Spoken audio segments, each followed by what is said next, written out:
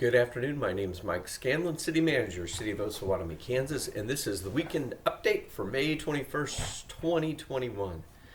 Today I'm going to talk a little bit about the 5 goals that drive us as an organization. I'll specifically talk about one of those goals, the thing that we really need to focus on over the next month and a half.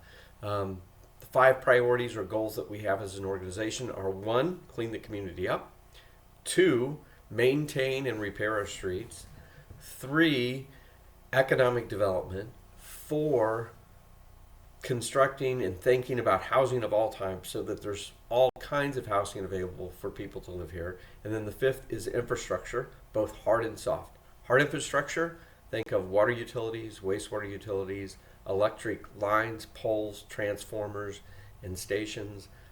Think of soft utilities as parks and libraries, community centers, things like that.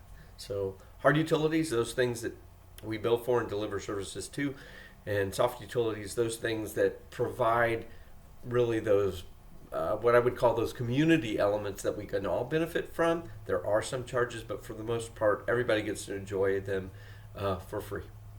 So let's talk about clean the community up.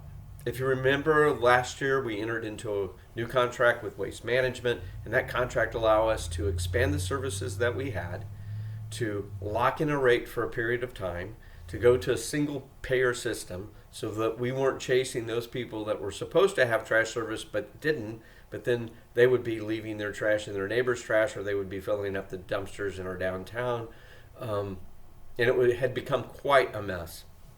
We know that it's working because once we entered into this contract and once we got trash service at every address, the number of trucks required to pick up trash in Osawatomie went from 2 to 3, meaning there was a 50% increase in the number of trash trucks needed to take care of trash in our community, which then begs the question: if we were missing basically 50% or a third of the trash on a weekly basis, where was it going? There's 52 weeks in the year, and there was a lot of trash, and I can tell you it was going.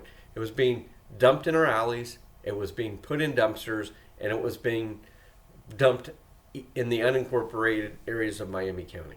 That's where it was going. It wasn't getting picked up. So with that one change, we've already seen a difference in our ability to clean the community up. The second thing that I will tell you is the Committee of Landlords has been meeting, and they met with staff last night to talk about how we could help them and help the city clean up those rental properties that we have. We had identified that some of our rental properties were repeat offenders.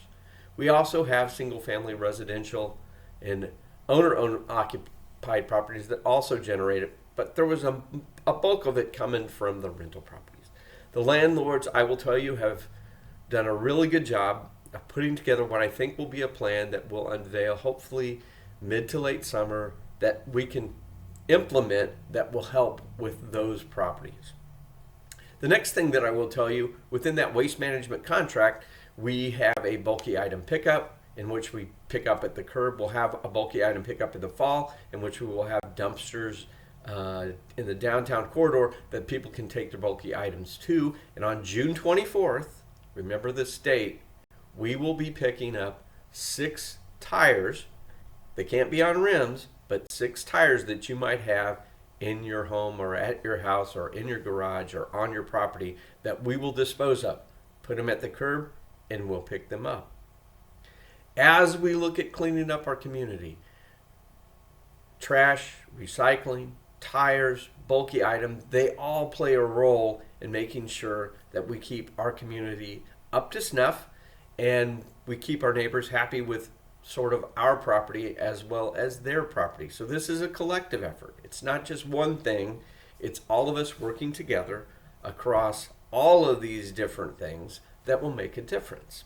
The next thing I will tell you is it's raining a lot. The grass is growing a lot. The magic number is 12 inches. Once your yard gets above 12 inches, you're getting into the danger zone. We will be citing you. We'll give you typically 10 days to get it cleaned up, and if you can't get it cleaned up and mowed, then we do it and we put it on your property tax bill. Our preference isn't to mow your yard. Our preference is that you get your yard mowed. So know the number. It's 12. 12 inches. Know the date, June 24th, for 6 tires picked up at the curb, not on rims. And with that, I want to thank you for everything that you're doing to clean our community up.